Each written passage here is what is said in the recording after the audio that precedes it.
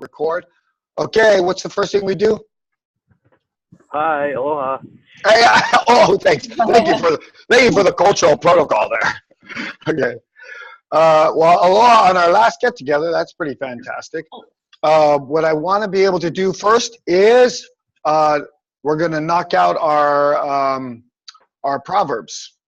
What's our first one we're going to knock out? Let me see. I don't want to go on this one. I want to go on this one. Okay. What's our first one? Nana ike kumu. Oh, the Nana ike kumu. Okay. And there's a reason. It is our last day.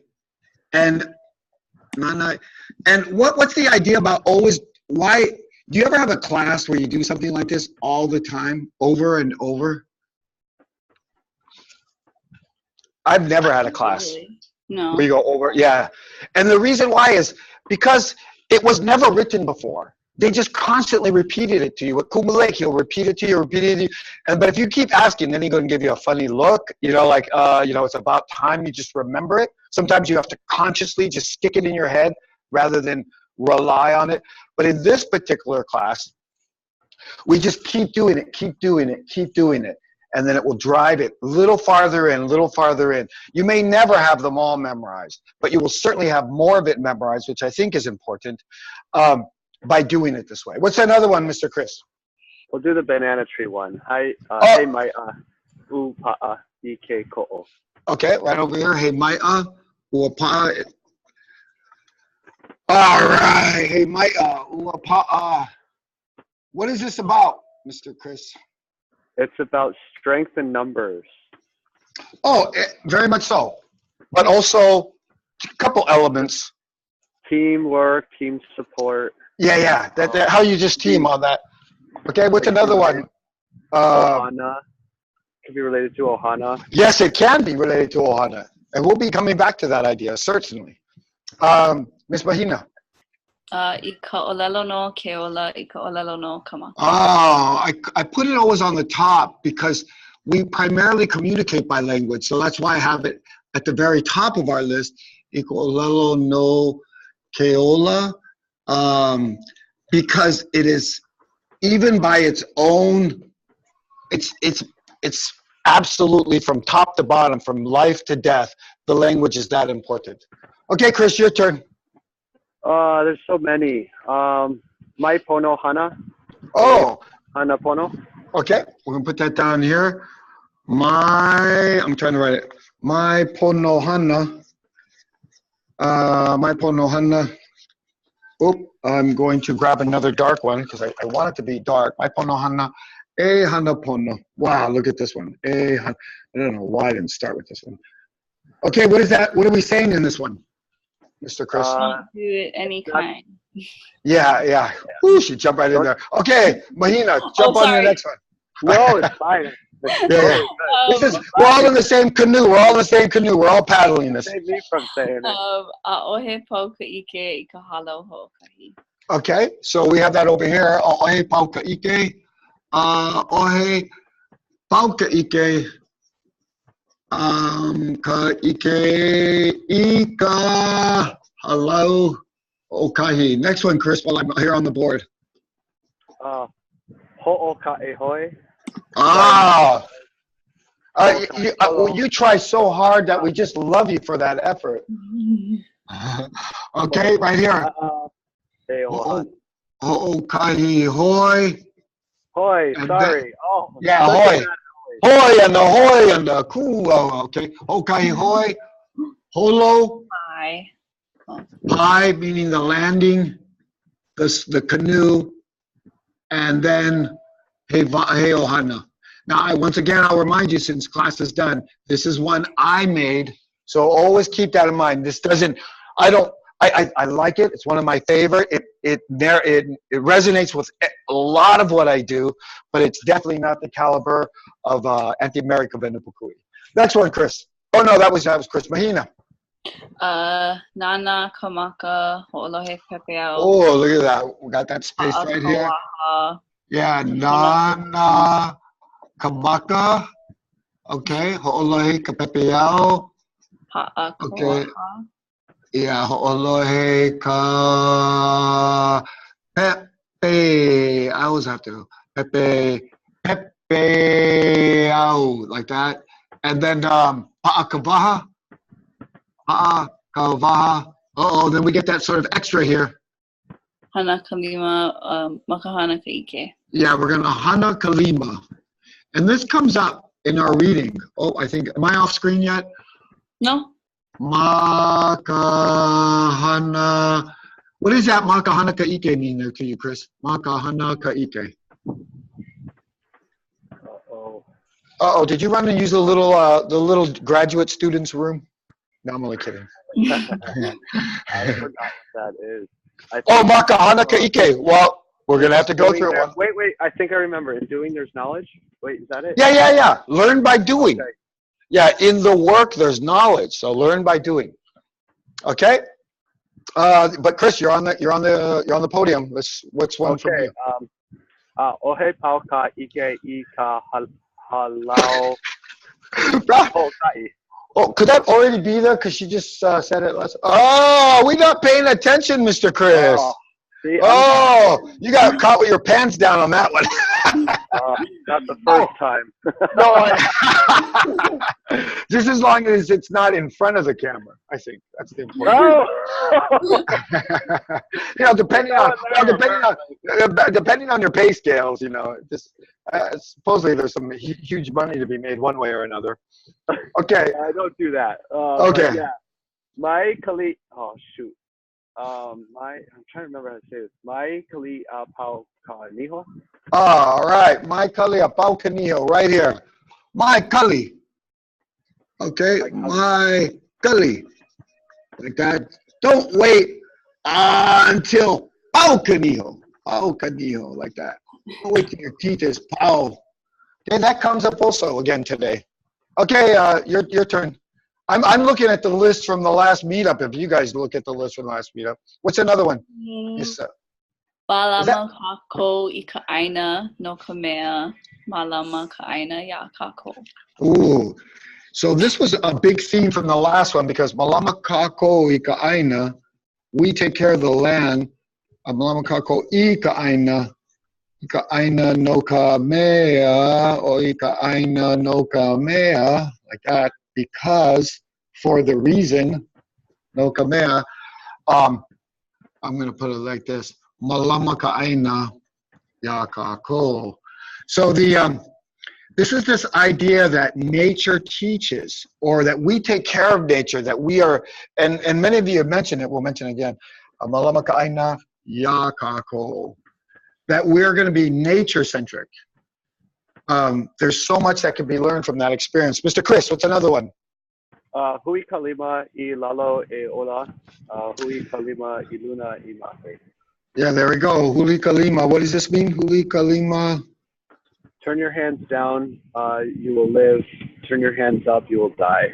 Yeah, eola. So it just means it's that important. Just get your hands to work, right?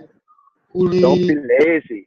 Oh, wait. We have a different one for that one. Huli kalima iluna. Windy. What's the one that? What was the one he just mentioned there? Miss Mahina na emake.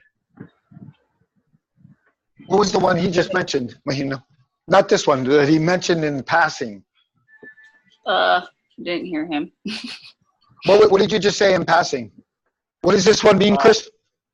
Which one? The huli. You said turn your hands down to work. Oh yeah. But then you said it means don't be like begging to. Oh yeah. Or don't be lazy. But we have a olelo no yell that says don't be lazy. Which one is that, Mahina? May maka'u kahana, may maka'u kawalawa. Yeah, may maka'u. And so what I want us to do is when we hear these words or when you see these actions that these sort of pop in your head, may maka'u kahana, maka'u kamoloa. So maka'u, so fear the moloa. Moloa sounds lazy. Okay, what's another one? That's you're on your dime there, Chris. Oh, it's my turn. He ali'i no ka'aina. Oh, he ali'i no ka'aina, like this. Hawa He vale. ka'awa wale ke Yeah, kanaka. he ali'i no ka'aina, like that. Oh, aina popped up again. He ali'i no ka'aina, he kaua vale, excuse my back. He kaua vale ke kanaka. Okay, and this kanaka is like this. Kanaka, meaning plural. So this one, these last two are, as we had said before, is I'm going to put it in black. These last two are aina. They're really drawing our attention to how important the land is to us. And then we have 1, 2, 3, 4. 1, 2, 3. Oh, do we have another one? Huli, mai makao, mai ponohana, huli kalima. Oh, no, 1, 2, 3, 4. My huli, my ponohana. Oh, my kali. Wow, we had a big gap right here. Okay, this is work ethic, right? It all speaks to work ethic. I put a gap. I thought I had another one in here. The one above of that is basically learning, how we learn and where we go to learn and what is our practice of learning. Okay, learning, and I wrote something else here. Oh, and humbleness. And the last one is just the power of the word, the power of the ha. Okay, and look at that big old gap. We should put something in there. I don't have an olelo no yeah. Okay, so that's where we start because we kind of revolve around that. Let's kind of go, can we take a look at, excuse me, let's take a look at our meetup. What sort of resonated with you, Chris, on the meetup? If you don't mind me starting with you. Or you can. Sure. Trying to refresh me on what we talked about. Okay. It is. Yours was primarily about intent was one element and nature-centric was the other. Or okay. Do you remember what you said, Mahina, while he looks? I remember that because I watched the video. Okay. The part that resonated or like stuck out to me was the locus of control. Oh, definitely the locus of control. Yeah, external and internal. And okay. Wait, let me look at the board. Yeah, I just thought that was really interesting, and I thought that it was definitely something that was useful. Okay. When you have to work with kids or just it can be a student from different backgrounds in the future. So we have the internal and external. Chris, can you add to this one? Chris, are you with us? No, okay. I am. I'm just trying to process here. Yeah. Just internal locus, can you add to this little discussion on internal locus or external, internal, external? If I remember correctly, those internal things are the things that, how we view the world. So like those who are internal locus of control have actually more control because they're self-centric in the sense that they control their own destiny by their own decisions. And yes. Those who are external locus of control, they blame outside circumstances for their current state of affairs. True. So the way we want to kind of look at it is if you have a kid that feels like he's being overwhelmed with problems, then you explain to him that there's an element within your own control where if you do it internally, it's all about solutions to the problems from within. And that if things challenge you, you just overcome them, right? And then you take control of that. External, you blame. So we call this internal locus empowering. And we call this external element victim, right? Because they are being subjected to external elements and they just submit to it. I would have graduated medical school if they just listened to what I had to say. I would have gotten the job if he wasn't such a jerk, that kind of thing. So that locus of control. Go ahead. As a final add to that, Alcoholics Anonymous uses this prayer. I think it goes, God, grant me the serenity to accept the things I cannot change, courage to change the things I can, and wisdom to know the difference. Yeah, all the 12 steps program use it. Alcohol Anonymous, Narcotics Anonymous. And it's just it's a good sort of dictum. It's kind of like we should even put it as a sort of a proverb. What that does is it brings sort of a settled nature. So you're not constantly frustrated. You're saying, hey, there's some things I cannot change. And even that, when you say, I cannot change it, you just move from it. You move on from it. But what does this locus of control lead to? I mean, I know we said empowerment and victim. To do what? I guess to progress through life, to be of service to the community. Is there another word? I'm looking just for a word. I'm going to try to pull it out of you. I don't mean to be awkward about this. What kind of word are we looking for, Mahina and Chris? It allows kind of that's down the road. Oh, mana, your mana. That's where your mana comes from? It could. And what? In fact, I'm going to draw it maybe here.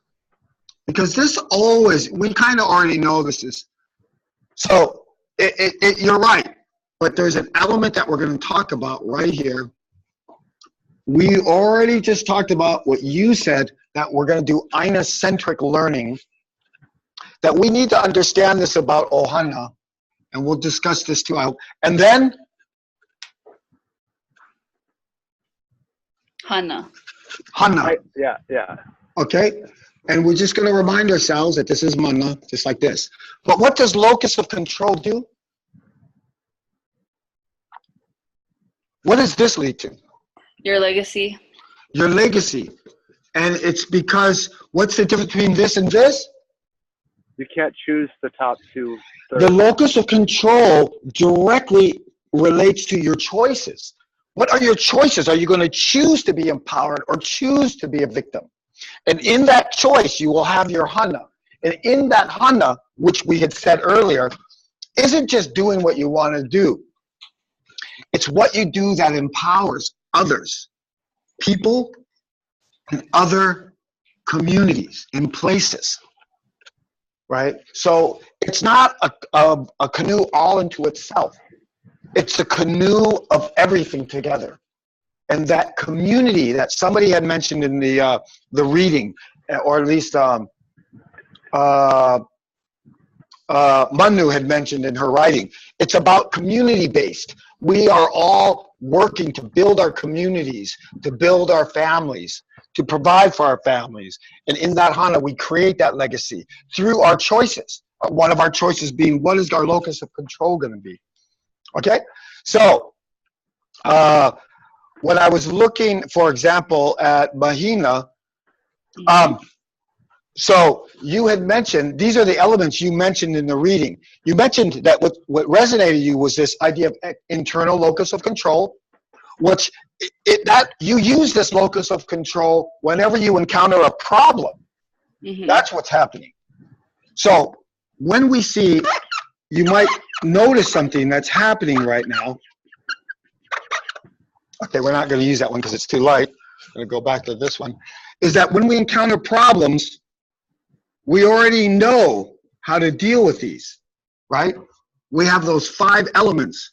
First, we need to define the problem, henceforth, and then we need to find what is the source of the problem or sources. Then we develop what are the solutions to the problem, what's the optimal solution, and what do we act? So this, another is so when you make these choices, when you encounter a problem, is first to establish an internal locus of control and solve the problem or address the problem. Make sure you go through the last step where you're actually going to implement an optimal solution. If it doesn't solve the problem, you don't throw everything down and kick and scream and whine. You go back up and you find another possible solution. Or do you realize now it's a different source of the problem? So this problem solution matrix is important. But that's what you had mentioned, that in the locus, you do problem and solve, you make the choices, you involve your hana, which of course involves your mana. This is my notes right up, where you establish your legacy of empowerment, not of victimhood. So that's what I got out of your reading. So I made sure I kind of broke that up. And then Christy commented on yours, and she said the same thing. You had a really interesting element, Chris. What was the things that sort of resonated with you? It was a little different than this, but was very valuable. So was it the discussion on intent or the one man versus nature? Because they both were kind of really related. They are very related. Absolutely. So tell me about what you meant. If I dive into the, I guess if I dive into the nature piece I wrote, it will help also address this point. Certainly. So man has this,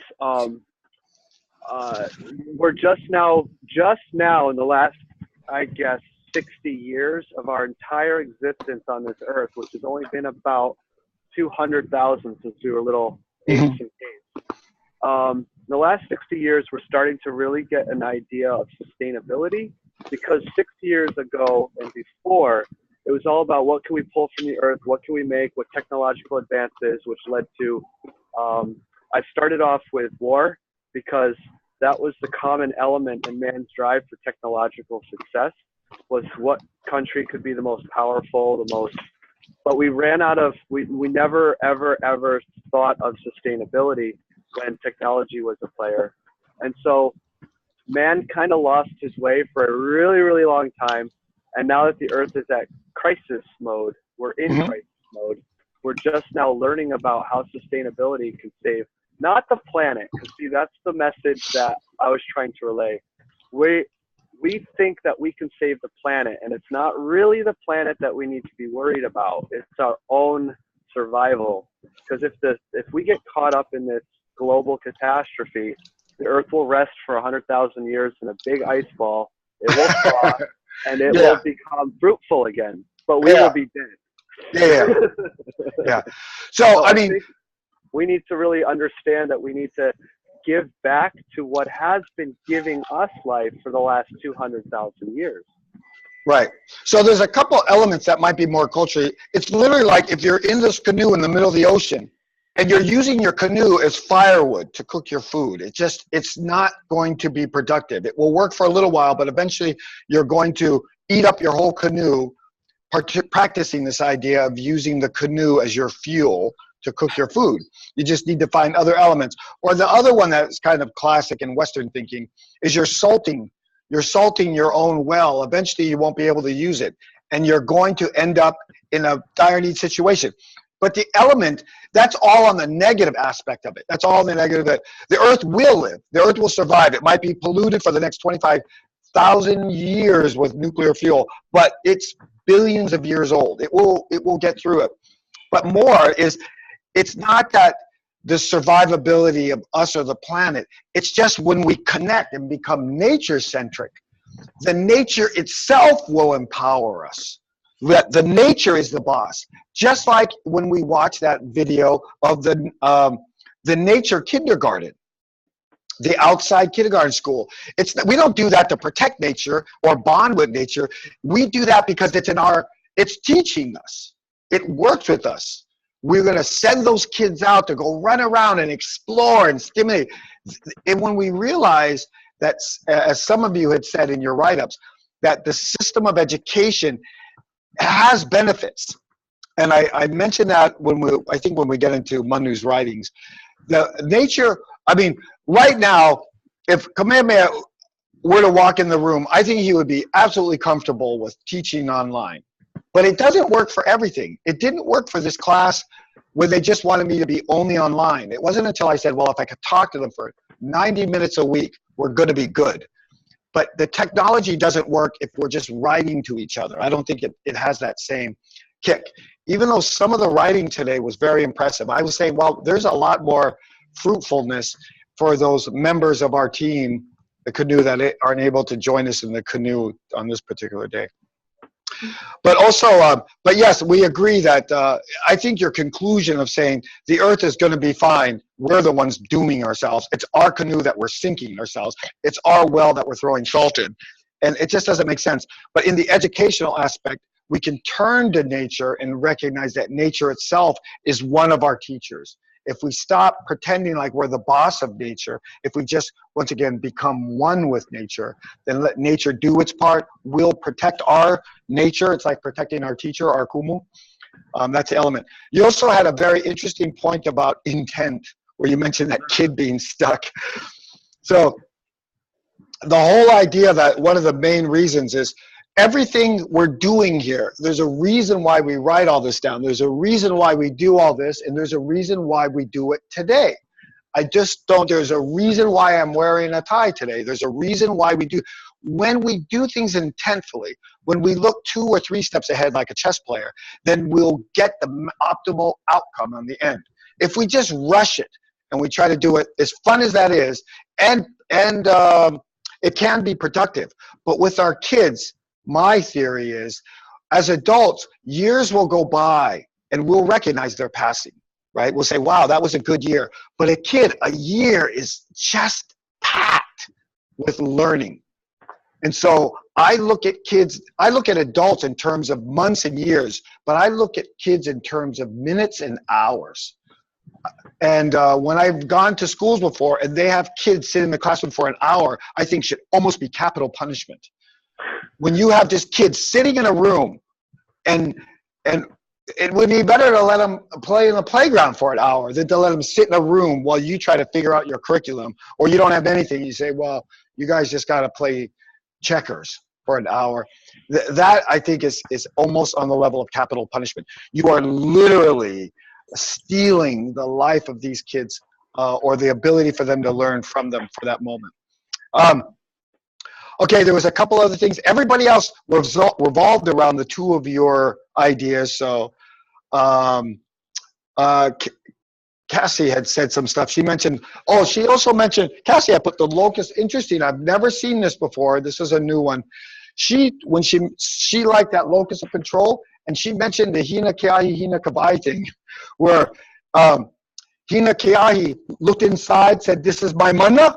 This is what I'll do. Hina Keahi looked outside and says, oh, that's her mana? That's what I'll do, and it didn't work for her. Right? So that was kind of an interesting locus of control example. Now, on the, if we might jump over to the readings. Oh, you mentioned something. We'll kind of quickly go. There's a couple things I really want to go over. I think we did before, but let's just go over your ideas. Or Mahina or Chris, you want to speak on what you were mentioning? What you mentioned for your readings? This past one or the one before that? Say that? This past week or? The reading that we just Chapter 5, right? Yeah, I have it as our 8th Ho'olu assignment, our 8th meetup that we're discussing, or week 9. The one where you had mentioned, Mahina, this idea of deficient and proficient, I think is super critical. Mm-hmm. The one you just mentioned. Could you just mention some of the things that resonated with you? In fact, yours was like. I just wrote it yesterday, but I forgot. Just wing that baby, huh? Let's see. I think I talked about the imperative for Hawaiian education section, where they talked about how Hawaiian education has progressed in recent years. Okay. It's developed, I think it's developed in a way that it's kind of moved, well, they said that it's kind of moved away from being more of a deficient philosophy that we talked about in past weeks and more towards proficient philosophy. And then they kind of show like the new mission statement from the Ala Nu'ukia. Oh, yeah. Yeah, and then they kind of talk about how within that mission statement, you can see that culture restores culture. And then I just kind of talked about like, what did they talk about? They talked about how the facets of Hawaiian epistemological culture structure are becoming more and more prevalent in programs. And so that the programs culture is being practiced more and lived out each day. And so therefore culture is restoring culture. So like Hawaiian language is being taught more in the classes, like Ohana is getting more, is becoming more and more involved with that in the classroom. And then it's also like spreading out into the community, because everybody in the community is kind of becoming a part of or practicing the culture. So on those many multiple, the deficient versus the proficient is the idea. You know, I was in a mentored program once that said, they said, oh, we're going to take kids from the gifted and talented groups, the Napu'u gifted and talented, and those are the ones that are going to be in our mentoring group. And I said, if you're going to do that, then I'll take the kids on the bottom of the list, right? Because the measures of gifted and talented, they're all gifted and talented. Mm-hmm. But how they measure it by this gifted and talented, or talented and gifted, this tag, that doesn't recognize all the elements. There are some kids that are, I get absolutely blown away at their observational skills. And how do you measure observational skills? I get really blown away at an ability of a kid to communicate a team and to go initiate some action. And he was dyslexic. So, like, to me, everybody has these strengths. So that idea that you had pointed out in your reading about, rather than looking at kids by what they don't have, let's build upon what they do have. And what Manu had mentioned earlier in the book in regards to the kids will be ready to learn when they are ready to learn. And when they're ready to learn, their manna of what they're able to do will come forward. When you mention culture restores culture, I always think of this right off the bat. We had talked about when they first tried to restore culture through the constitutional requirement, and they realized what we were really doing was, we're not restoring culture, we're training people to work in the tourist industry. And that was a little bit shocking to me. So now every time somebody says culture, I says, are we, in my mind, are we looking the nanaike kumu? Are we looking down? Are we looking for that culture?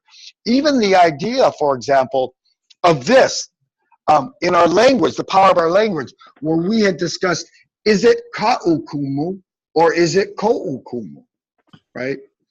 That's a big concept of language, that if you don't know that, if you don't know that element of language, if you don't know the element of language, that aina, kupuna, and ohana, then what exactly do you know? Even if you do know the language, do you know the language? Are you looking at it culturally? Even the idea that the menstrual cycles in Hawaiian thinking, they call it ma'i now, right? You're on your ma'i and all that stuff. And ma'i means illness, because that was all the Christian influences of the language. Prior to the Christian influence, they called it stuff like the waters of Lehua. They call these things these springs. It was a completely different set of words that they used for the menses. And it was nothing that was negative. It was nothing that was dirty. It was nothing that was an illness. So we have to, when we come to the language, we have to decolonize that language. We have to realize that our words that were put into writing mostly by well-intended missionaries who carried their own value systems. And so when they said, oh, let's describe menses, well, turn around and you ask the Hawaiian, how do you say illness or disease or dirty? Oh, ma'i. Oh, okay, then that's what we're going to use for the menses. When the Hawaiians say, well, no, that's not what it is at all, at least in their thinking. But the Hawaiians didn't have that option to put it into words. So when we talk about culture restoring culture, there were two elements, like you said. One is the authenticity of that culture, and that's a tough thing, because we're sort of getting farther, and this iceberg is sort of melting. I don't want to be victim or negative, but we really want to make sure that or question ourselves. Not our kupuna, we question ourselves, right, on the authenticity of what we believe to be cultural. And the other is, it's not just culture for culture's sake. It must be relevant. It must be practiced, not just to be read about. So that's an important element. You also mentioned that success, or you quoted Manu where you said success was going to be in large part due to multiculturalism. That we're going to see things in other, and it's okay to adopt it. It's okay to change our culture. It's perfectly fine to take our shoes off. I think that's a great elemental cultural shift. You know, spam musubi is fine. It's not Hawaiian, but it's a great element of our culture, and it's delicious, right? So we don't have to be ethnocentric, but we should be conscious of ethno-practice, right? So there are certain times where it's appropriate to speak culturally, and there's sometimes it's not appropriate to speak culturally, right? It's time to listen. That's culturally appropriate. So those are the elements where we say culture restores culture. We want as authentic as possible, or be conscious of authenticity, that it's not just culture for culture's sake, that it's for practice, and that we allow other cultures to come in. Kamehameha won, you unified the islands because he said, hey, look at that ship, look at that cannon. That's what I want. And if somebody said, wow, Kamehameha, that's not very Hawaiian, he would just turn the cannon and shoot it at you and say, oh yeah, what do you think? You know? So, but that's how he fulfilled that prophecy. Chris, what were some of the things that sort of worked, or you had some really profound questions that you were asking on your reading component? Oh, well, mine was on intentionality again. So the intentionality was there after I used a timeline approach where we had the knowledge of the bottom of the iceberg, then we had the colonialization, which watered it down and made parts of the iceberg float to the top. And then, so as I dig into Meyer's conclusionary text, I actually found a lot of really profound things. And what was discovered in all of this research was that there were two different systems of learning. So she identifies clearly the post-colonialization Western learning, and she identifies the cultural learning. And she really starts to dissect the two. And some of them actually have some pretty strong similarities. And we've done a lot of this through the MED program. We talk about project-based learning. And if we take that component of project-based learning, that's what the Hawaiians did. They learned by doing. And sometimes what happens is when the intentionality of bringing culture back was there, it was good, but they used Western approaches to bring back the culture. And someone scratched their head and said, wait a minute, this isn't really working because now we're missing the authenticity piece. So as we are learning more and as we're digging more into the iceberg, we're learning about practices. We're learning about the physical hands-on things that were happening. We're learning about the chants, the dances, and the old religious prayers, not the modern Christian ones. And what Meyer's figuring out is, in order to really teach the culture, we've got to now grab what we found in the basement of this iceberg and reconstitute it, not in a Western way, because what happened was they were trying to synergize. They were trying to say, okay, what are we doing today that worked? And what did we do 500 years ago that worked? And let's see if we can put the two together. And no, that wasn't working. So instead, what they're doing is they're using 5% of what we do today and more of 95% of what was done 500 years ago, such as planting the taro in the farm and learning how to cut it and learning the words behind it and the stories behind it by physically going out to the field and teaching it that way instead of reading it from a book and instead of looking it up at the Punch Bowl library. They're going out to the field and learning these lessons by doing. Yeah, I think that's the right pedagogical approach. I think that's the right epistemological direction. And that was, and I was reading that and saying, wow, that was a nice summary, because you said, we all seem to agree why we want to do this. We seem to, but once again, whenever I think culture, I think iceberg. Whenever I think iceberg, I think authenticity. Whenever I think authenticity, relevance. Why is it relevant? And so for me as a mechanical engineer, there's a reason why I studied physics but didn't stay in physics. I mean, you have to study physics to become a mechanical engineer. I wanted to take physics and make it relevant and useful and apply it. So culture is applied. In fact, the one thing I have difficulties with, and I'll probably talk to a genealogist, is there are a lot of magnificent Hawaiian genealogists that teach Hawaiian genealogy, the genealogies of the chiefs, and that's great.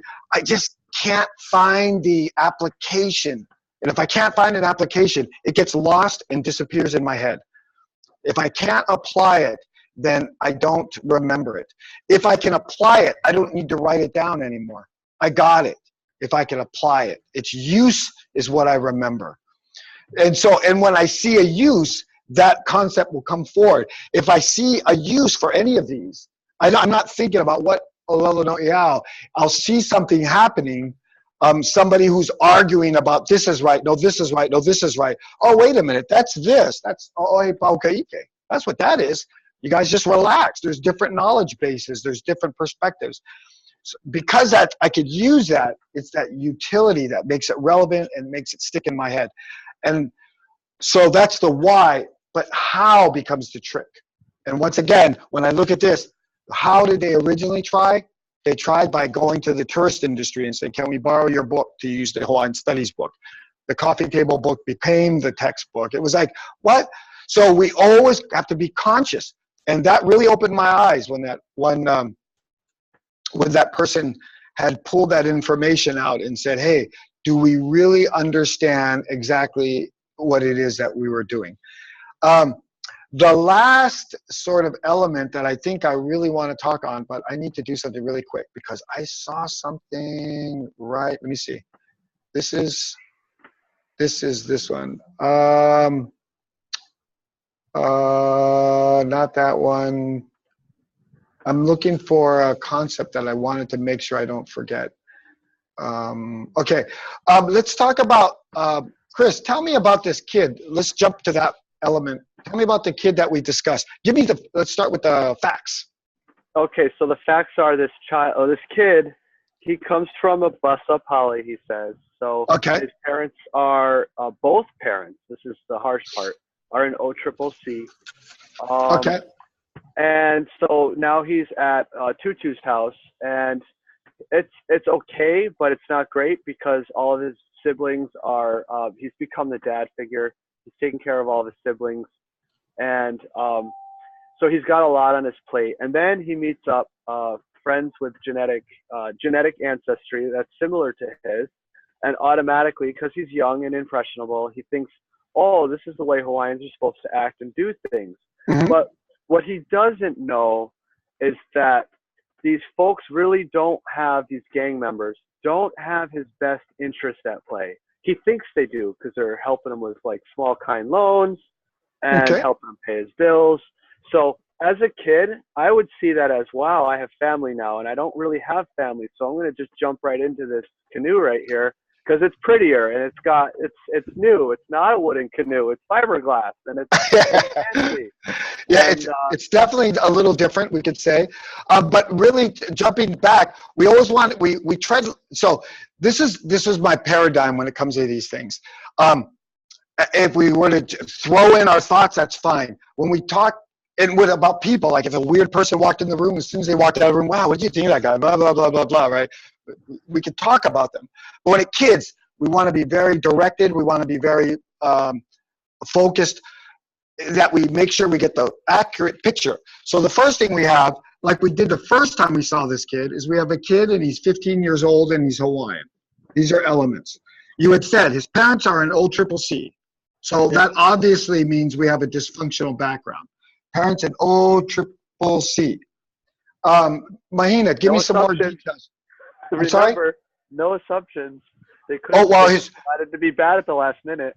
Oh, yeah, they could have. But, I mean, it means that the house right now is without parents, direct parents. It might even be a better house. One of the persons said, oh, I'm going to focus on getting those people, reconnecting the kids with his parents. That's fine, as long as the parents are healthy elements to connect with. We are not sure. Yeah. But just by fact, we know that. Any other things that we need to know, Mahina?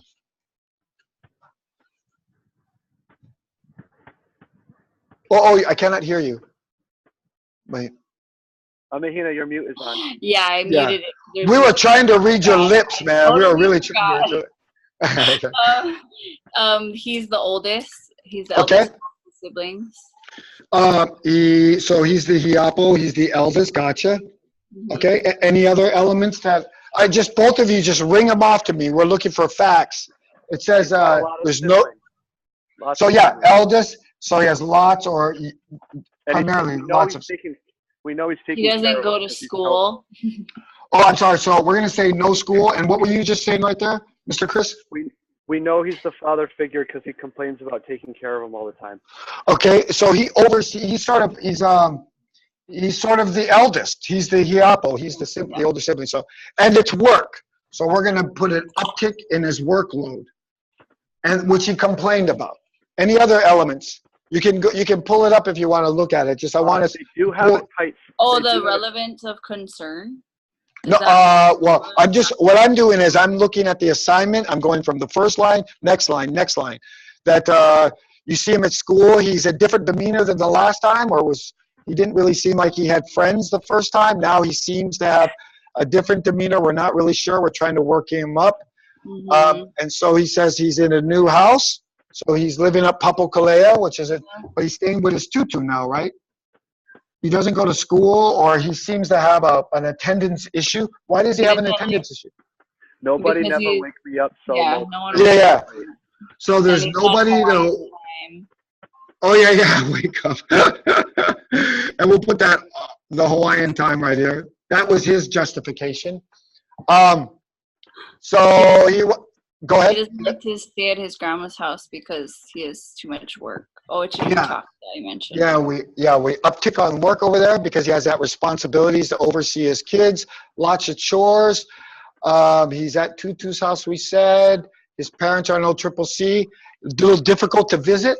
I would assess that. I mean, do we want them to visit? Maybe the parents need some of their own time. You want, usually family, you want some element. You need to maybe debrief the kids before they visit, debrief the kids after they visit to say, you know, there's third paragraph in that, if you're looking at it right now, right below the first picture. What does it say? He's wearing color red. Color. So that's obviously a bit of a risk factor. It could be. So why? What's happening with that? Why do you guys think that? He's assimilating with an older group of friends, and wearing the red is showing loyalty to that group, and that's usually gangster related. Yeah, red is definitely red or blues, right? Blood or Crips. Let's go through some more facts before we start. I asked, is he playing sport? Does he have a job? How is school going? And so nobody wake me up, so the school becomes sort of secondary. He got his brothers and sisters, like he said. I have new friends. He has Hawaiian friends, right? So that's just interesting because why is that interesting? That he's building a false sense of ohana through genetic ancestry. Or maybe, but what it does is he values that. He tells you that's something he values the fact that they're Hawaiian because he mentioned it. They back. Yeah, there's a sort of a backing nature to it. And give him money. Yeah, that's a tricky one. That money's a tricky one. I do. That's a huge red flag. It can be. And that's right. I mentor a lot of kids, but I never give money without the parent knowing ahead of time, and it always has something attached to it. It always has some sort of like element. I've kind of refined it to a really good plan, but it's costed me a fortune because it's a system I have, and their envelopes. They don't know how much money it is, and they have to put it aside. But I don't want to go there just right with that story right now. Okay, so there we are. We is like Hawaiian brothers, he says. Now we go to the bottom of this page. Answer the first question. How would you counsel is used to emphasize using cultural values in your understanding of family priorities? Chris. So I would draw your mana circle, first of all. I would do it too. Because it's a good job. But you know what? He already drew it for him. So it's so much easier. It says, you just draw the circle and make the line and say, can you tell me about that? And he will fill it in. That way it's not you lecturing. Right. Yeah. It's like him, he feels like, oh, I'm the teacher. I'm the one. I'm empowered by that. That's that intentfulness. Like if you said, oh, remember this, it was mana and it was like that, it just becomes another lecture. He avoids that at school. So you make it interactive, a Socratic method. Okay? Any other things you would do, Chris? You don't want to be the dad and start telling him what he's doing wrong. So immediately what you want to do is after you're done with that lesson, well, that lesson's going to continue throughout this entire conversation. So you're done with the beginning part of the lesson. You want to earn his trust. So when it is time to sneak out the dadly advice, it doesn't sound like that. It sounds like a friend giving another friend some really good things. Okay, I'm sorry. Let me stop you 1 sec there. I don't want to get too far away from our facts. So let me just do a quick review. 15-year-old teenage kid without parental supervision, living with his grandmother, is not going to school. Why isn't he going to school? Because he can't wake up? Nobody. What he said. What are the reasons kids don't go to school? They feel disconnected with the students there. That's definitely they feel disconnected. What else? They don't like the authoritarian figure. He's Possibly. authoritative. At that age, absolutely. They Yeah. become rather anti-authoritarian. They're building their own identity, and there's this other adults are sort of coming on them. Okay, so what are the elements you're going to look at? All the risk factors that why kids don't go to school, or why they are maybe isolated, or why they... The number one reason is they don't think they're going to college. They don't need it. They don't need school. They're done with it. Possibly so. Or he's in a gang. Why are you in a gang? Why do people join gangs? Oh, many reasons. Quick money, quick family, quick connections, quick friends. This kid right here is in a gang for protection. Mm-hmm. Protection too. And why? Because he's bullied at school. Yeah. Why is he bullied at school? He might have learning problems, so people make fun of him with his performance level. So these are the things, if we don't think about, we might need to bring a learning counselor to come in, or you might need to work him up, or you might need to just tutor him. He just doesn't get algebra. I tutor 4 algebra kids continuously right now, and it's all hysterically funny. We spend all our time laughing because it's all easy if you just relax and laugh yourself through these assignments. It's freaking the greatest thing I do. I think it's so fun.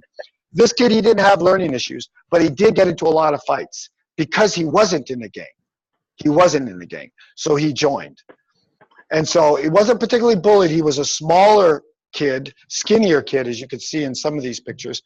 Now, so we also have to know the things that you're going to think about in this process is you're going to think of Maslow's.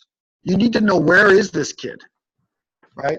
So he's okay on the Maslow's. He doesn't have that supervision. He doesn't have the nurturing, so he's not where normal kids are on the Maslow's hierarchy of needs. The other thing you're going to need is look at all the psychological factors. Is he separating from kids because he's not being accepted, because he's being bullied, because he has learning issues, is he has depression, antisocial behaviors, all these things, just like the first kid, just like the first time we talked about him earlier in the semester.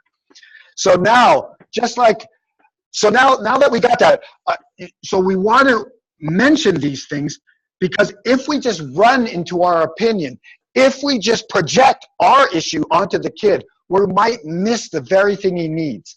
So you always stop, take the 40,000-foot look upon this kid, ask him the questions that will clarify what's happening on the other side of the kid, not what's happening right in front of your face. What is his relationship with his parents? Were they abusive? Are they in prison because they beat him? Maybe he joined a gang because his family was so dysfunctional, he needed a family. And they are families, though they are his brothers. So these kind of psychosocial dysfunctions you need to watch for. Domestic dysfunctions, right?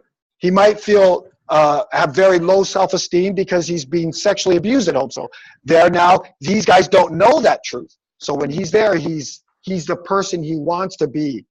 But gangs are risky. Gangs are risks. They're not good. They're not bad. In the context of this person, there are high risks. We can say that. Okay?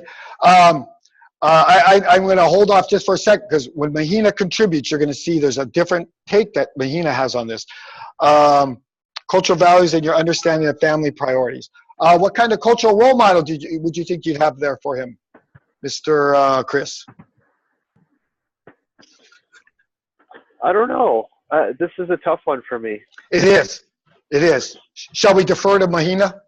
Yeah. Mahina, tell me about the cultural values and your understanding of these family priorities that he has.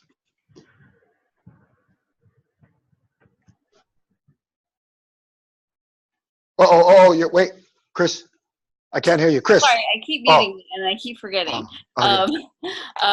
So I kind of highlighted 2 different parts of the story, but for sure. The first thing that I highlighted was that I would talk to him about, although it's unfortunate that his parents are in jail, I would talk to him about, he has a responsibility now as the hiapo of his siblings to hanapono and do things the right way. Oh, wait, hold on. Hanapono, I'm sorry, I'm just going to just circle that right there. Okay. Yeah, and so I would tell him the story about Haloa Nakalau Kapalili. Oh, wait a minute. Could he be a mentor? Yes. How is he a mentor? Because he's seen as the eldest sibling of the Hawaiian people. Oh, you mean eldest of many siblings? Oh, Yeah. okay. Yes. So then I'd explain to him how as the Hiapo, it was his kuleana to care for his younger siblings or ohana. Right here, his kuleana versus his what? Kulana. His kulana as hiapo. You're the oldest sibling, but that comes with responsibilities. That status of hiapo comes with responsibilities. Yeah. Okay, is he doing his responsibilities? Yes, because he provides food and for everyone. No, I mean, no, I'm sorry. What about our him? No. Oh, wait. I just, I'll give you Haloa. no, Chris. We're just going to call the kitty Kaika, okay? Because Chris named him. Okay. I gave him a name and everything. You know, and actually, that's very intentful because we shouldn't just call him kid because he has a name. And that the other thing that somebody mentioned in a previous class is we should stop calling him Kalohe Keiki. She says, I'm not going to call him that. I'm going to call him confused Keiki, or I'm going to call him Keiki potential, or that was our whole thing. Our words. So, yeah. So Ikaika, look at that. That's positive. Ikaika.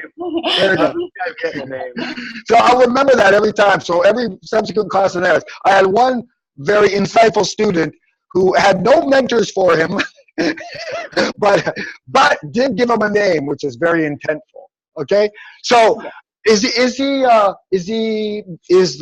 Ikaika meeting his work, Juliana? Nope, not at all. So what are some things we could do?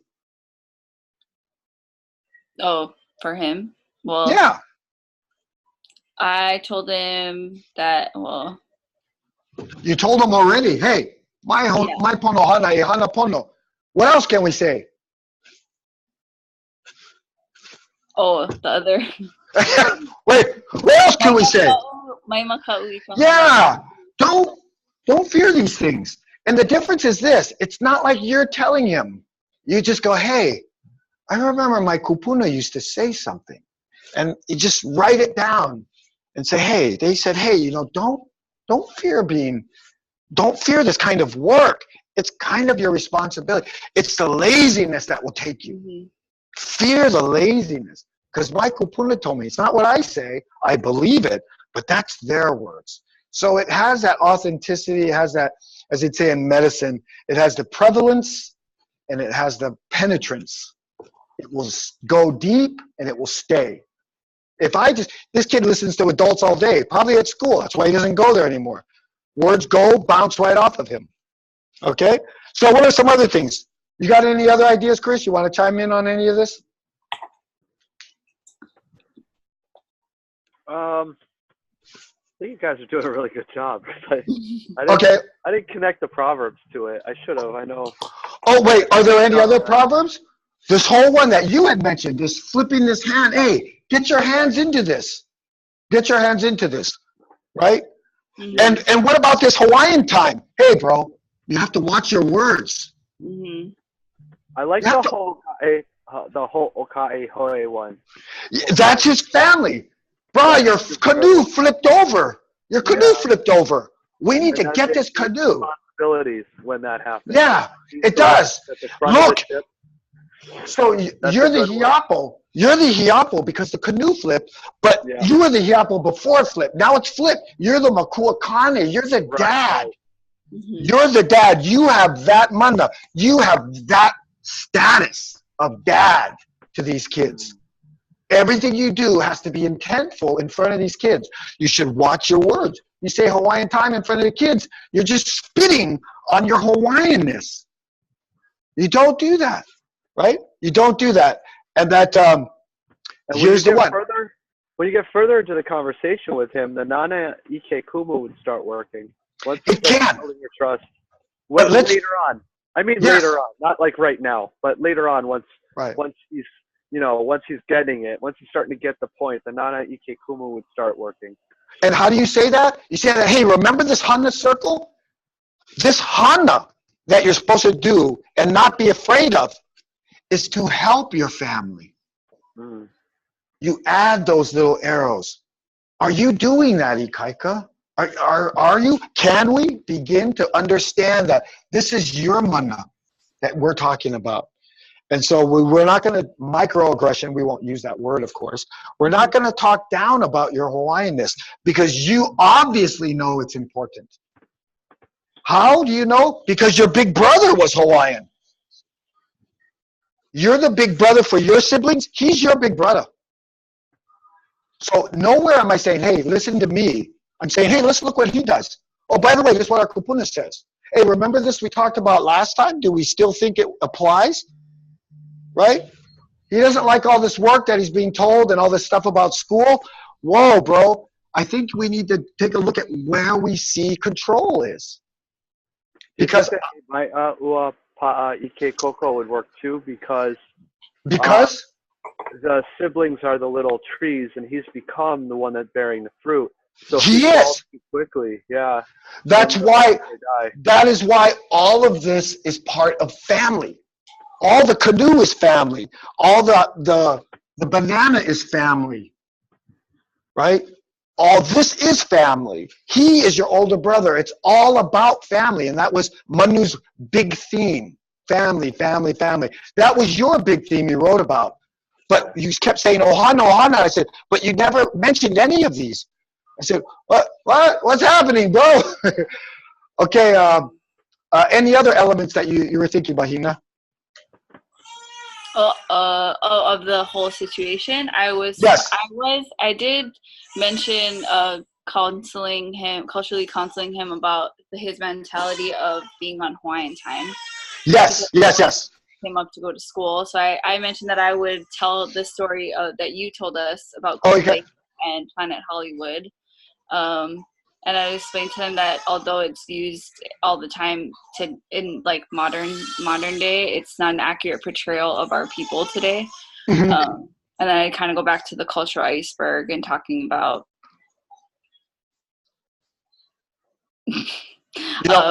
although it, like we have like this laid back lifestyle, we're seen as having this laid back lifestyle. It has a negative, it's a kind of like a negative connotation. But we tell them what was the right time. We didn't have watches. Now 10 minutes is late. Hawaiian 10 minutes was maybe I should have walked just a little faster. The sun is still the same position as it was 10 minutes ago. I mean, we didn't have that anal retentive rigidity. Yeah. But we did try to make sure, right, that you were there. The other element that you mentioned was the storytelling of Kumu Lake. The element of storytelling is this. Once again, it's not you lecturing him. Mm-hmm. I'm going to tell you this cool story. And then after you end the story, you wait for him to tell you the lesson. Mm-hmm. And then he'll say, well, that wasn't nice. Yeah, I didn't think it was nice either. Well, they kind of talking stink about Hawaiians. I know, I was thinking that too. That's why I don't say it anymore, right? Yeah. Yeah. And he would say like, oh, those dumb people from the mainland. Whoa, bro. What do you mean mainland? We know where our mainland is. Papakolea is your mainland now.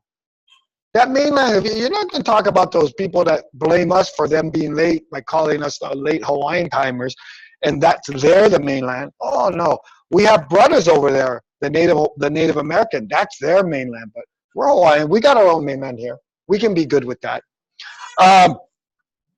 Let's see. Any other elements? Gangs. What do you do? Gangs? So there's two. All right. So gangs, he needs to.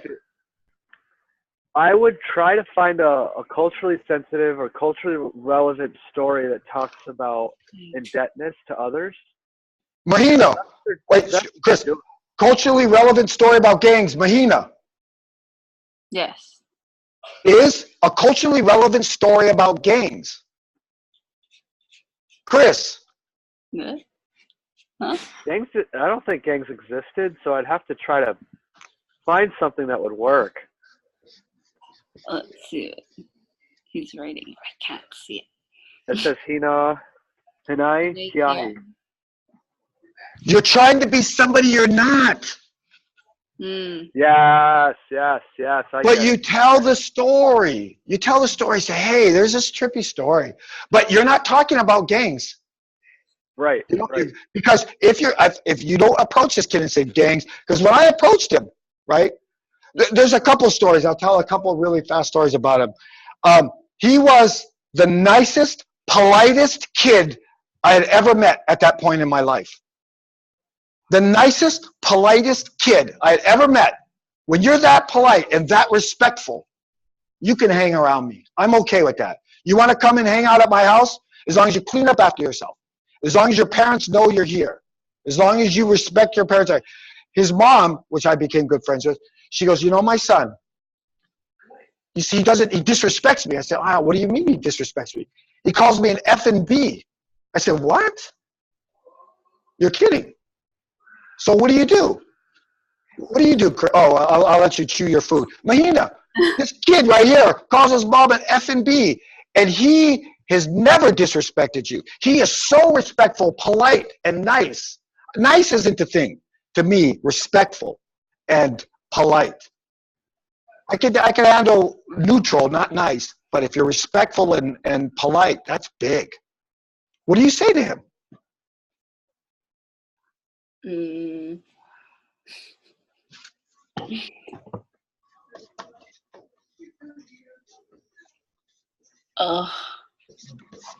Ho'oponopono. But they have to be ready. They have to be ready. So I said this, Auntie, I called her. I need you to bring him over to my house because he is always respectful at my house. I never said nothing to him.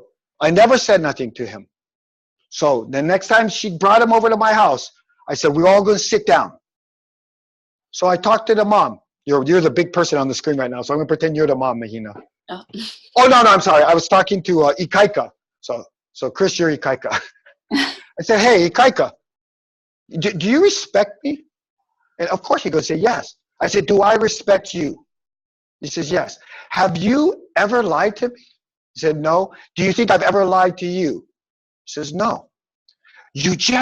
What that does is it brings us sitting 3 feet apart, right connected, even though we're still 3 feet apart. Because I will never lie to you, I said. And I hope you never lie to me. I will always respect me. I will always respect you. And I know you've always been respectful to me. That's what I said to him. That's how I started the conversation. That brought us right like this, here.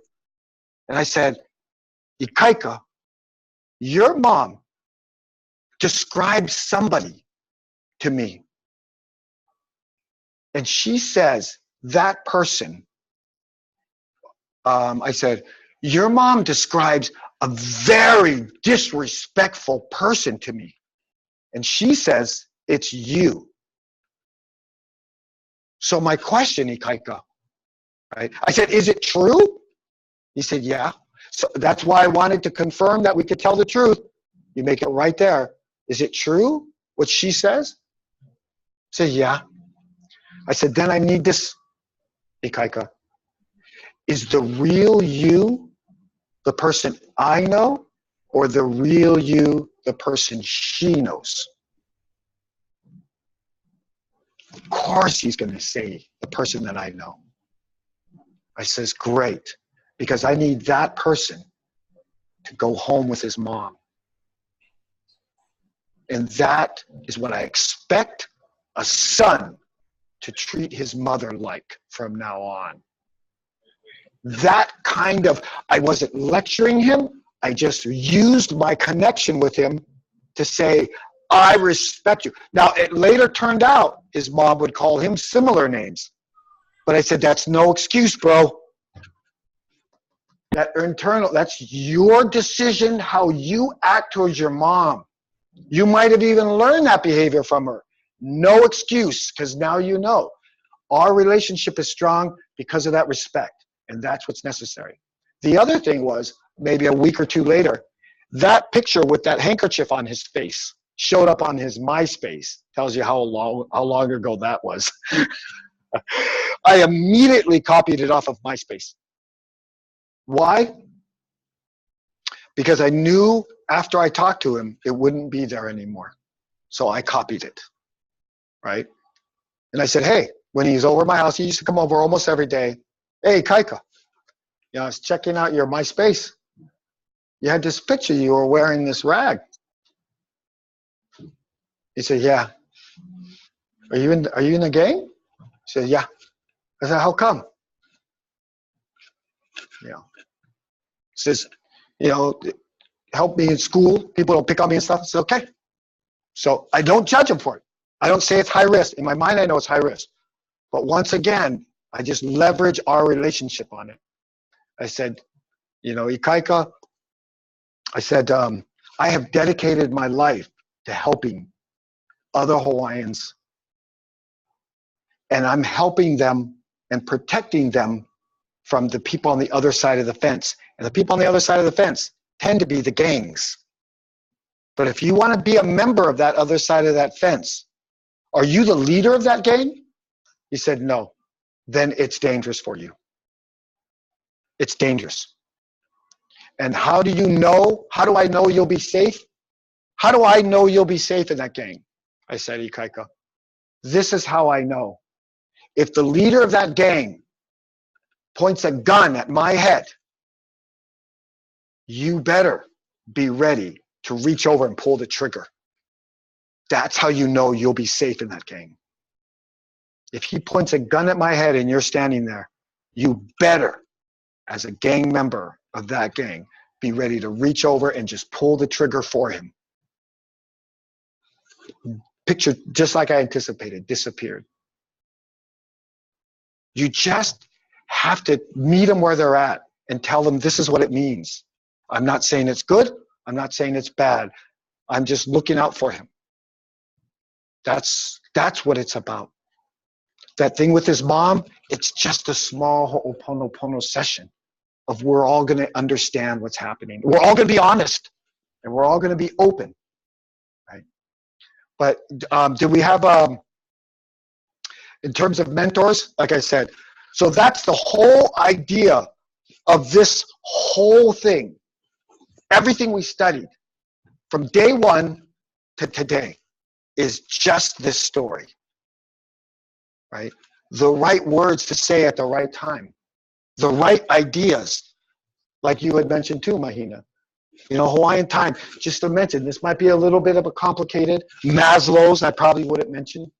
Maslow's is something you think of when you speak or think. You're thinking Maslow's inside. But all these elements, right, is what you're trying to do, to just give this kid the best chance to be the best that he can be. Doesn't always work.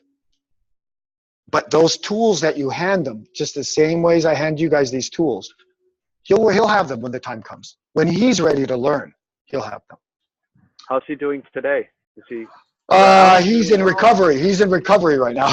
so I said, hey, bro, he disappears for a long time. He disappeared for a long time.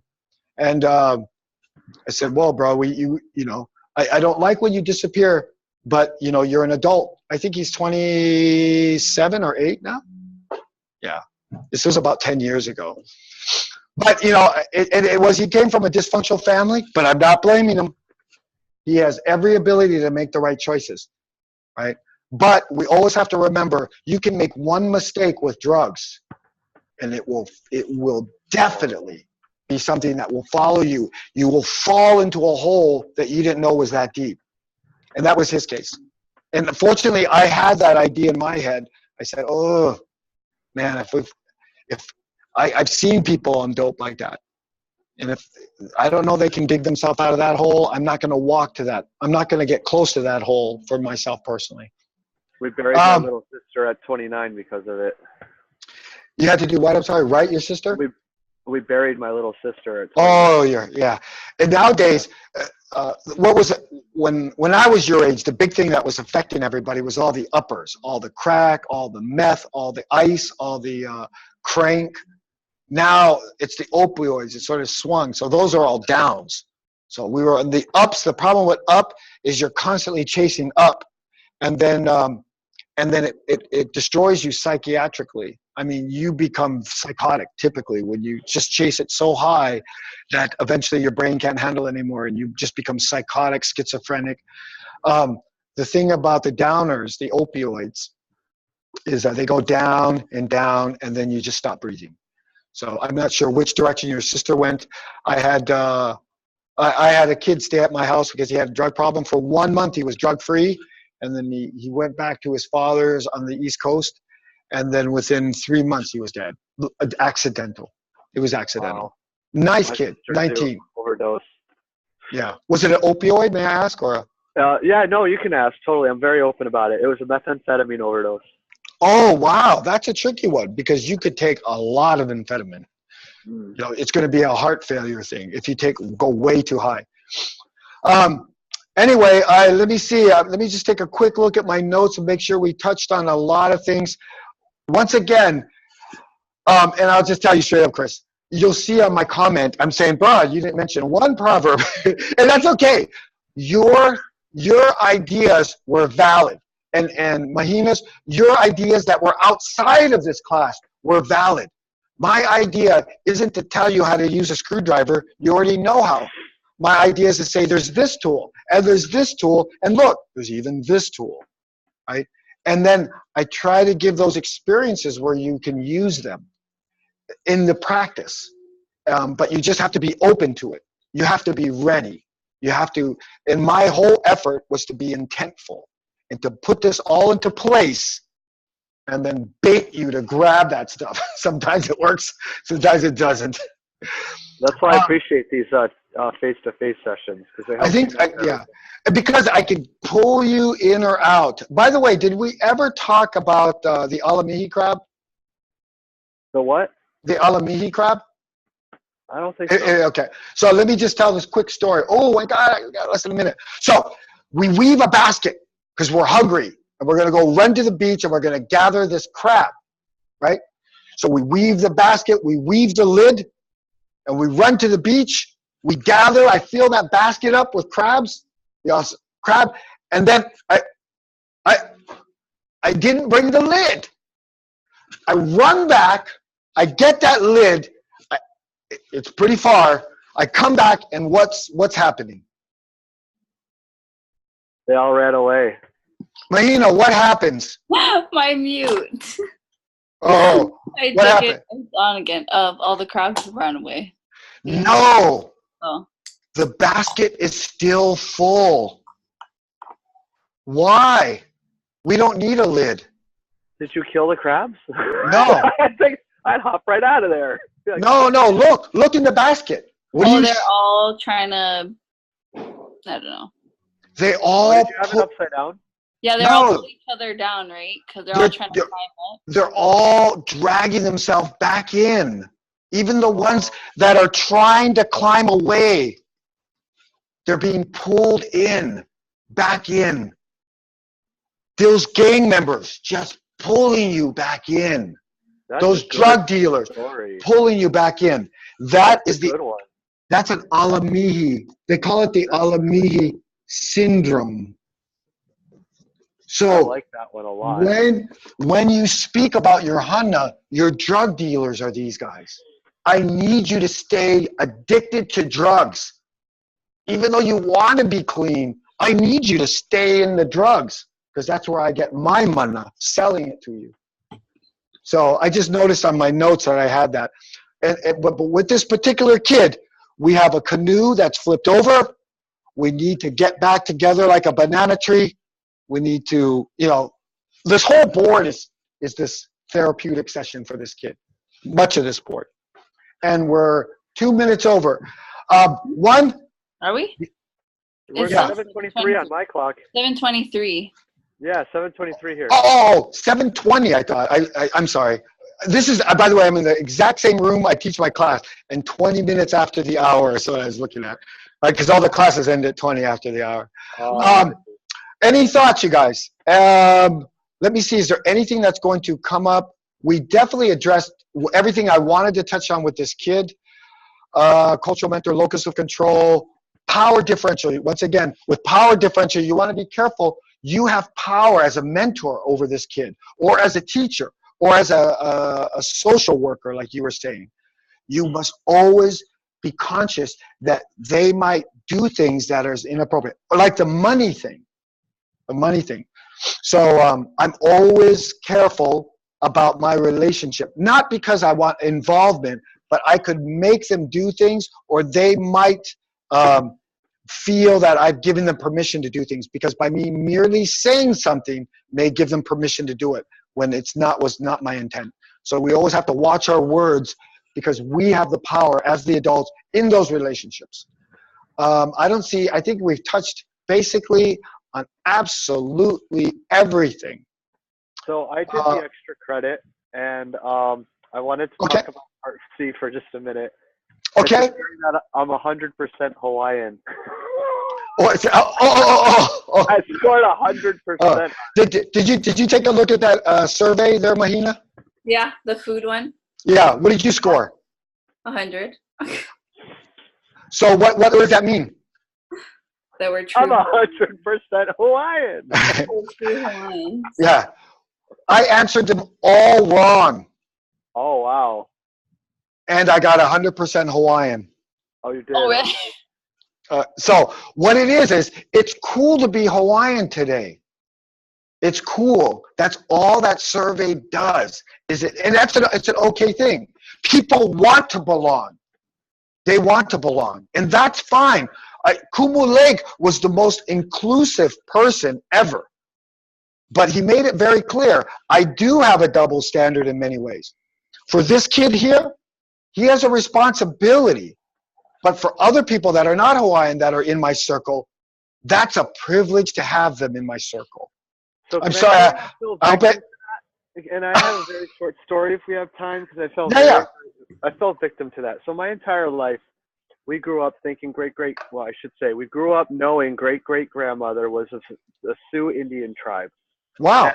And we went to the Native American powwows, and it became even though it was a small chunk of our cultural identity, it became, like in the hippie era, it became, you want to assimilate with the Native Americans so much so that you become one, right? And you become one by going to the festivals, and you dress up, and you wear these earrings, and you start.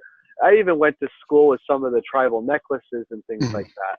And it became such a cornerstone to our identity until 23andMe and Ancestry.com came along. And I spit off to a lab, and it turns out I am 100% white. 100% white. There's nothing ethnically diverse about me. And when I gave that information to my mother, she was so distraught about it that she kind of just dismissed it. So we fall victim to some of these little things sometimes, because they can become an attachment that's not true. The intent is there to become one and the same, and the intentions are fun, but it does change the family dynamic when the DNA results are in. I felt like I was at a Jerry Springer episode. The results are in. Yeah. Any thoughts? That I'm English, Irish, and Scandinavian, and Italian. So those are that's where it's at. Because it's not what you were hoping for, do not offend your ancestors by way of that. But because you want to be part of up in here, from my perspective, the fact that you want to be here is very humbling to me. But don't confuse 23andMe for anything cultural. It's because what does it do? Because it would be like me saying, oh, I'm this much Hawaiian, I will never quantify. If you, Chris, were to tell me I'm part Hawaiian, you were to tell me that, there's no way I would doubt it unless you tell me it's not so. But then I hold you to the responsibility to it. Whereas if you weren't, I am humbled by your ability to give it status, right? So, and that's the only difference. The ethnicity to me doesn't matter. If you want to destroy an ethnic group, you quantify them. You quantify them. right? And there's nothing more quantifying than 23andMe. Oh, I'm 22.67% Hawaiian. What the hell does that mean? What I want to know, I don't know how much Haloa is. I am assuming he's 100%. But what I look at is not his 100%ness. I look at his kuleana. Because that tells me. And if he was not Hawaiian at all, but he raised all these Hawaiians, then he's Hawaiian enough for me, right? And I'm not doing that to demean Hawaiians. Auntie Mary Kavena Pukui, you can't get much farther down here in modern times than the auntie who made the Hawaiian dictionary that wrote all these proverbs, except the one I wrote, excuse me, right? She collected all these proverbs, Auntie Mary Kavena Pukui. Did you ever, you know of her daughter, Mahina?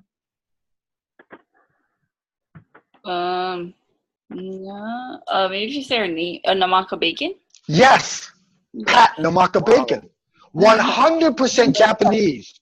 100% Japanese. Doesn't matter. Auntie Pat is right here, where her mom was. Adopted mom, throw the adopt out. It's her mom was here. Auntie Pat Namaka Bacon is here. Who's going to tell her she's not Hawaiian? Not me. She could school me up and down on this stuff. If she walked in the classroom, I'd probably cry, going like, oh my God, I hope this is okay. I hope she approves, right? Because she took on that kuleana like nobody's business. 23andMe, you know, you watch these commercials, oh, I'm part Ojibwa, like they're crying. I says, okay, cry tears of responsibility. Cry those tears, not tears like you're touched that you became part of something that you've always wanted to be a part of. Sweat it. Do the work for it. Become it, whether you are it, if you want to become it. Just become it. Know your place is the thing I do definitely say. You know? So I remember Auntie Mary Kavena Pukui, she gave some like word or something. I forget the scenario. And what we, in the modern times, what we say is if you say, yeah, Hawaiians would never kill anybody under 20 years old, let's say like that, in war. Really? I would say, what's your source? Where did you get that from, right? Where did you read that? So I can go and check it. Auntie Mary Kavena Pukui said something like, oh, this word they had goes like this. It means that. And somebody goes, really? What's your source? And she looks at him and goes, I am the source. And there's very, very few people who could say that. I've only known several. And you know them. Kumu Lake, Uncle Eddie Ka'anana, Auntie Mary Kavena Pukui. They are sources. You don't even ask them to cite their sources. They are the kumu in Nana Ike Kumu. But that 23andMe, don't confuse that with culture. Because culture is something you bring into your heart and that you practice with relevance and purpose and that you respect. 23andMe is somebody, a bunch of other people said that they were Native American. They got a blood test. They said, well, if you say you're Native, if you were to tell them you were Native American and send your blood in, then you would become part of that whole mix.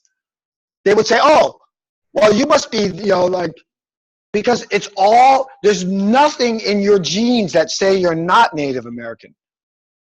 It's just a set of genes. And there's a bunch of people, they have similar genes, but they said they were Native American. If you took the same test and said you're 100% Choctaw, set your blood in, then they'd have to throw your mix in with 100% Choctaw. We don't identify yourself, your hina keahi, with your mana and your commitment to your kuleana. That's what it is. And you will be brought into the family. And nobody will question it. And it's not like you. I have a friend, if you ask him, he studied Kumu Lake, he embraced that knowledge, he perpetuated, he built on it. He's not Hawaiian. But he is Hawaiian in that way. He has perpetuated more of this culture than I have. And so that's his kulana. He's got that kulana. He's done the work. He's done the sweat. He studied at the feet of Kumu Lake, you know. So when we talk, people assume he's Hawaiian, and that's okay. He and I, we look at each other, we giggle. We giggle. But, you know, it doesn't even matter to me. He's my brother, and so that's the way. Chris, you're my brother. That's all that matters to me. But darn, you didn't put a single proverb down on that kid. As a brother, I'm going to have to slap you next time I see you.